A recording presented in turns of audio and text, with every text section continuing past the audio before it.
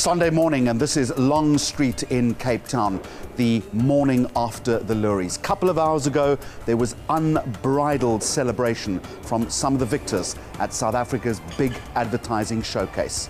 Let's take you back.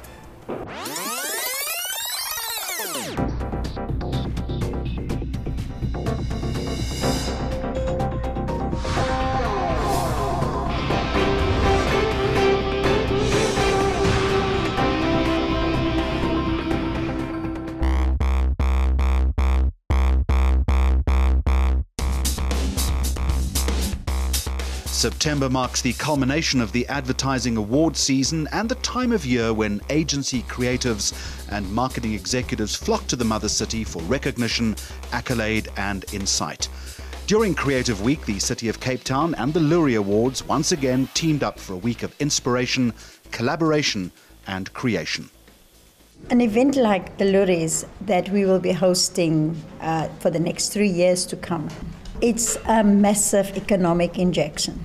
You know, our hotels are fully booked, our shopping centres are full, people are buying, people are spending, and by coming and enjoying themselves in the city of Cape Town, it creates a lot of jobs.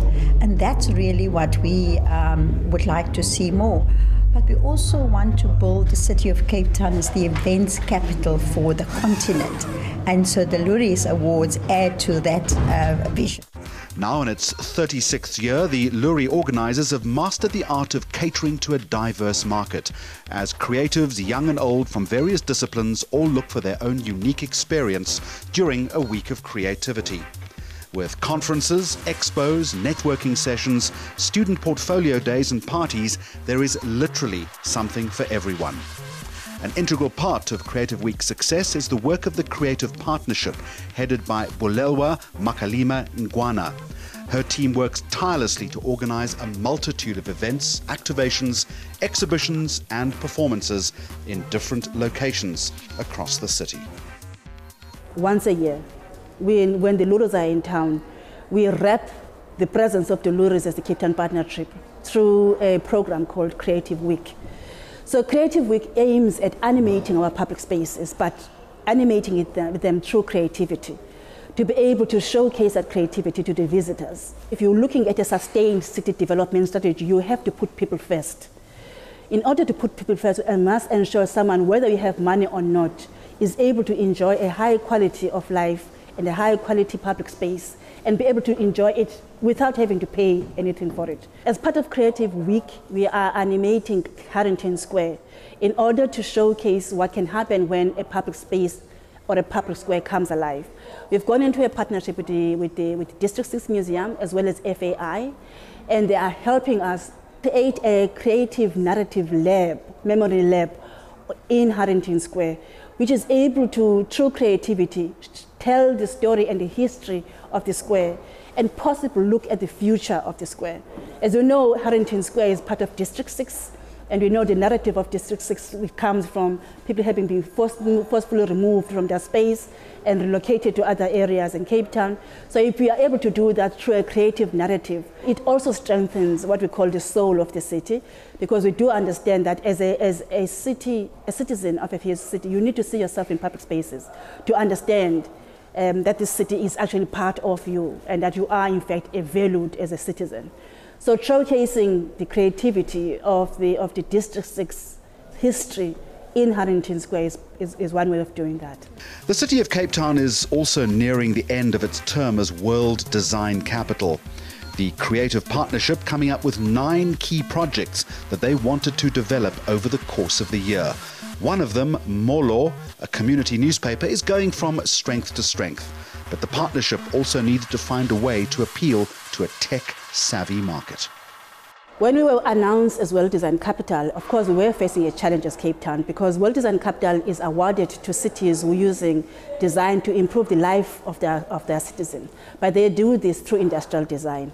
Whereas Cape Town is not really renowned to being an industrial design capital. However, we understood what design would mean to a city like Cape Town, which has been designed for separation under apartheid, but is looking at a future where the city is much more integrated.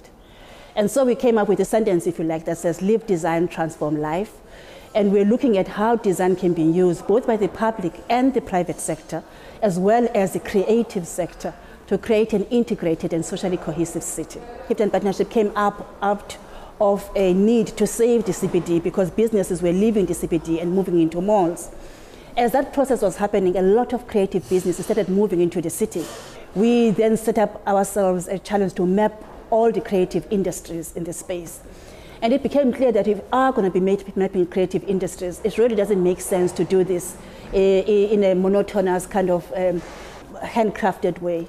It's better to use an app to do so. So we launched the Creative Cape Town app, which is an app that is able to, through Google and other platforms, to be able to harness all the creative industries within this area and showcase them. So if you are looking for a graphic designer, if you're looking for the nearest museum, if you're looking for the nearest film studio, we are able through the app to find that quite easily.